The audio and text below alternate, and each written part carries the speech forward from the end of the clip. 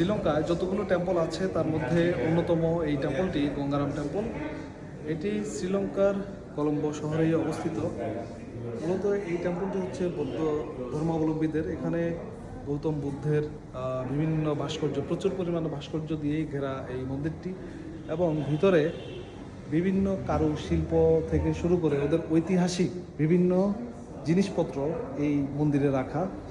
এবং শ্রীলঙ্কাতে দেখা যাচ্ছে একটা জিনিসকে খুব বেশি সম্মান করা হয়, সেটা হচ্ছে হাতির যে দাঁত। এই যে দেখেন হাতির দাঁত, এটা দেখা যাচ্ছে যে সবগুলো মন্দিরে, সবগুলো ধর্মীয় উপাসনালয়ে রাখা।